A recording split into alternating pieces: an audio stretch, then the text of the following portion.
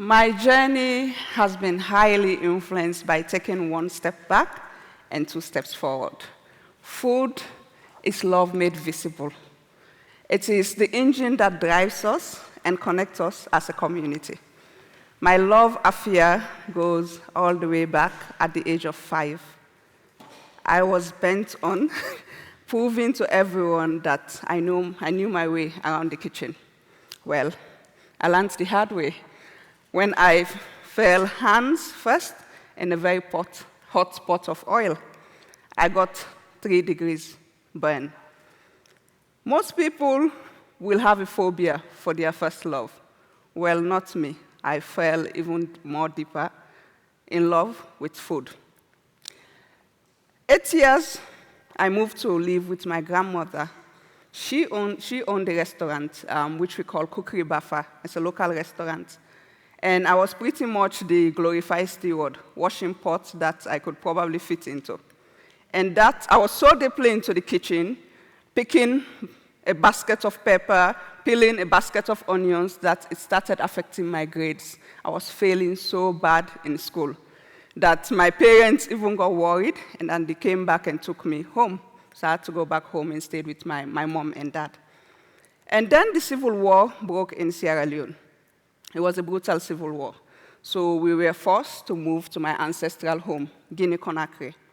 But that phase in my life really taught me so much. And thinking about taking one step back, 2 steps forward.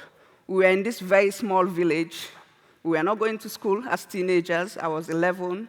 And I come from a very large family. So in a village that could probably accommodate 100 people, we are in the village and we were over like 300, 400 people. And food during that time was also a big part of our day-to-day lifestyle.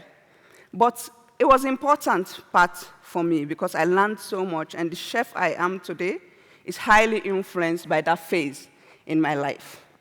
So we left, the war ended, we went back to Sierra Leone. I went to school, I studied international relations, moved to Spain years after, and then I was in Spain for 10 years. Talking about having your back against the wall. I moved there, I was a tutor, I was teaching English. And then a month after I lost my job, I had to find a way to survive. And food was one way to do that. So I started going on YouTube, looking at sandwich making videos, making sandwiches, bringing it to IE business school, and I was selling it to students. And I was making money, I was comfortable. So I did that for 2 years, moved back to Ghana, and got depressed for a year because I couldn't find myself. As many others, a lot of challenges that we go through can either push us back or forward. So having been in Sierra Leone, cooking all my life, having so much passion for food, and trying so many things. I studied international relations, marketing, I worked as a TV presenter, I did a lot of things. But one thing was missing for me, my true calling, something I'm very passionate about. So I was like, okay, let me take a step back. Let me reassess. And one thing that was always on my mind was food. And what my family also used to say that, oh, Binta, you cook so well. Well, but they never said pursue it as a career. Imagine telling an African mother that I'm going to drop my international relations degree and go into cooking. That's like, they'll kill you. So I took the bold step, went to Nairobi, Kenya, studied culinary art, worked in hotels, got bored at some point because for me it was a routine. I wanted more. But one thing was also missing for me that time, being in that hotel, seeing how they serve food, connecting with other chefs, was my identity. My identity was missing as a chef. I was cooking something that I didn't grow up eating. And for me, it didn't make sense. So I had to take a step back. I quit my job, and I wanted to find a meaning in this career that I've chosen.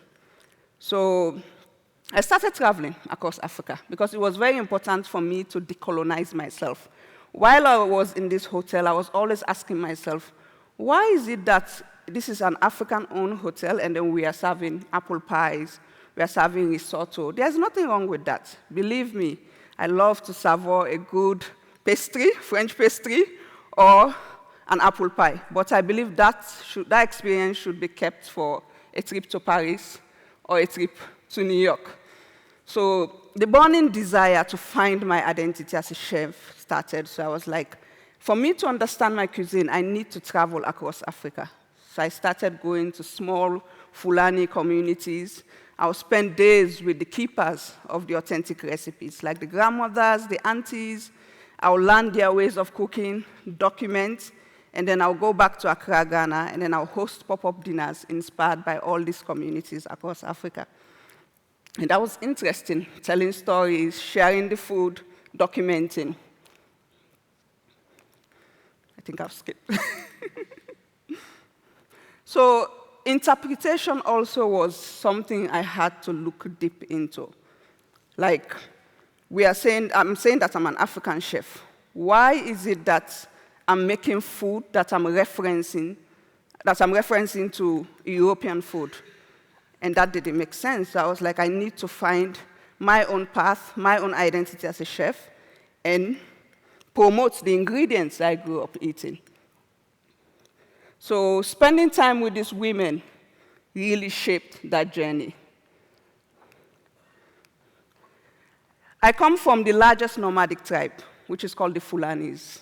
They are herdsmen, they are herders.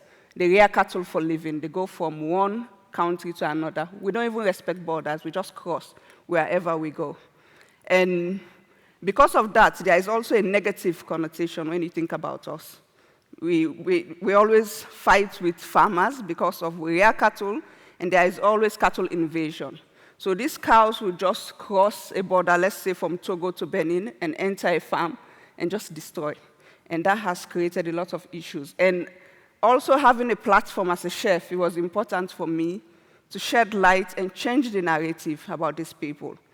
Not just by hosting dinners and serving food, but also influencing change when it comes to my people and what they represent.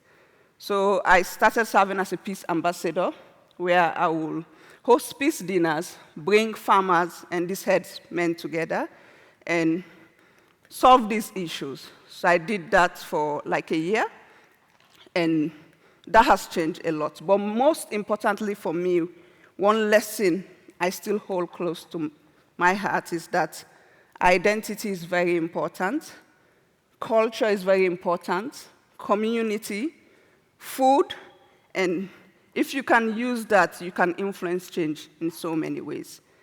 So as an African chef, as an African woman, my lesson and my call to action and challenge would be, don't be afraid to take a step back. Failure is not something that you should be afraid of. It's very important in reflecting and moving forward, and identity also. Thank you.